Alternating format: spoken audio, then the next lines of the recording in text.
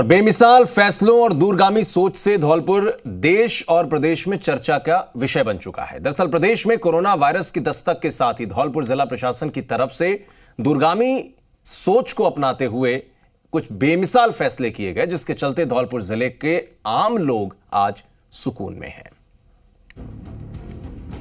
संक्रमण के बीच सतर्कता लाई रंग। धौलपुर जिला प्रशासन दिखा लोगों के संग। दूरगामी सोच के दिखे परिणाम। आम जनता के नहीं रुके कोई काम। जी हां, इन दिनों ऐसी ही चर्चा हो रही है धौलपुर जिले की। जिले में पहला केस आते ही जिला कलेक्टर राकेश कुमार जायसवाल और उनकी टीम ने मोर्चा संभाल लिया। खतरा भांपते हुए जिला प्रशासन हर चुनौती से निपटने के लिए तैयार हो गया। जिला प्रशासन के कुशल प्रबंधन का यह नतीजा रहा कि धौलपुर ने हिम्मत नहीं हारी और कोरोना के खिलाफ ये जिला जिंदगी की जंग जीतता चला गया। जिले में कोरोना पॉजिटिव मरीजों की संख्या 41 है, जिनमें 22 मरीज अभी तक ठीक होकर अपने घर जा चुके हैं और बाकी का इलाज जारी है। सभी पॉजिटिव मरीजों की हिस्ट्री बाहर से आने वालों की ही है। जिले में रहने वाले सभी नागरिक आज भी कोरोना से बचे हुए हैं। कोरोना पर यह नियंत्रण कहीं ना कहीं जिला कलेक्टर की सजगता का नतीजा है। आज मैं बताना चाहूंगा कि धौलपुर में आज की तारीख में करीब 28 केसेस से करीब 10 केसेस हमारे पिछले 2 दिन में आए हैं। 28 केसेस में काफ़ी कुछ लोग जो है उसमें से करीब 18 के आसपास ठीक होकर चले गए। 4 लोग हैं जिनका फर्स्ट रिपोर्ट नेगेटिव आ गई है, लेकिन किसी भी केस में कोई चेन नहीं बनी। सामान्य रोगियों का भी रखा ख्याल। कोरोना काल में सबसे बड़ी चुनौती सामान्य रोगियों के लिए इलाज की व्यवस्था करने की थी।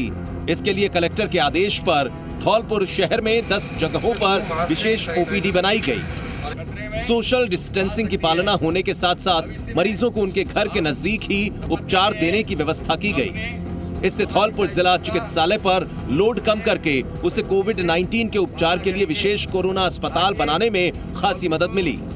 ओपीडी काउंटर पे भीड़ बढ़ने को खत्म करने के लिए टेम्परेरी ओपीडीज बनाए।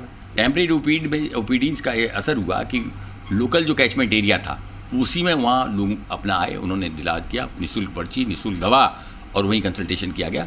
बाद में सरकार के द्वारा मोबाइल ओपीडीज की भी आदेश प्राप्त हुए। अभी कोरोना काल में भी नहीं रुकी आर्थिक सहायता। कोरोना संकट काल में केंद्र की तरफ से सहायता राशि लाभार्थियों के जनधन खातों में सीधे डालने, मुख्यमंत्री अशोक गहलोत के द्वारा अनुग्रह राशि के भुगतान और 1 अप्रैल को पेंशन के लिए बैंकों पर बुजुर्ग और असहाय लोगों की भीड़ को देखते हुए जिला कलेक्टर ने घर घर जाकर पेंशन और अनुग्रह राशि पहुंचाने का फैसला किया।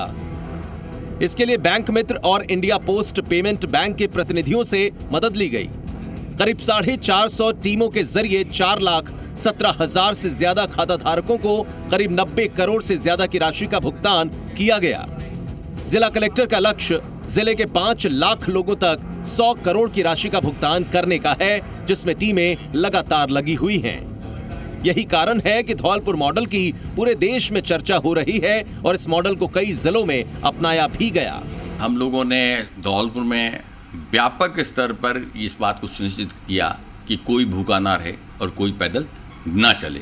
माननीय मुख्यमंत्री महोदय ने भी वीडियो कॉन्फ्रेंसिंग में इस बात की, धौलपुर की इस मॉडल की सराहना की, क्योंकि धौलपुर का 25 किलोमीटर का कॉरिडोर है। मुरैना से अगर हम सैया बॉर्डर पर जाते हैं या सैया से मुरैना बॉर्डर पर जाते हैं, लेकिन इसके बावजूद भी हमें इस बात का पूरा एहसास था कि कोई यदि आदमी भूखा होकर जाएगा तो वो हमारे लिए बड़े लानत का विषय होगा। कोरोना काल में लोगों तक राशन पहुंचाना भी एक चुनौती है, लेकिन जिला प्रशासन ने इसमें भी कामयाबी हासिल की। लॉकडाउन की पालना के लिए सहकारी समितियों के जरिए घर घर राशन सामग्री पहुंचाई जा रही है। इसके अलावा भीड़ को नियंत्रित करने के लिए शहर के इंदिरा गांधी मैदान में अस्थायी मंडी बनाकर फल और सब्जी का संचालन शुरू हुआ। जिले में 22 जगहों पर गौड़ मंडियों का संचालन किया जा रहा है, तो संक्रमण की गंभीरता को देखते हुए कई बाजारों में दुकानों को ऑड इवन के आधार पर संचालित भी किया जा रहा है। इस दौरान स्थितियां पूर्ण रूप से शांतिप्रद थी। हमने उस समय को खोया नहीं। 2042 हमने दलों का गठन किया। प्रत्येक में हमने मेडिकल का स्टाफ, आशा, आंगनवाड़ी, एएनएम के हमने लोगों को लगाया, हमने टीचर्स को लगाया और उसके माध्यम से व्यापक स्तर पर स्क्रीनिंग और सैंपलिंग के काम कराए। जिले के ग्रामीण क्षेत्रों में मनरेगा के तहत 200 करोड़ रुपए की लागत से काम शुरू किए जा चुके हैं। इससे 50,000 ग्रामीणों को रोजगार मिल रहा है, जिसका नतीजा है कि ग्रामीणों की आय बढ़ी है और जिले की ग्रामीण अर्थव्यवस्था पटरी पर लौटी है।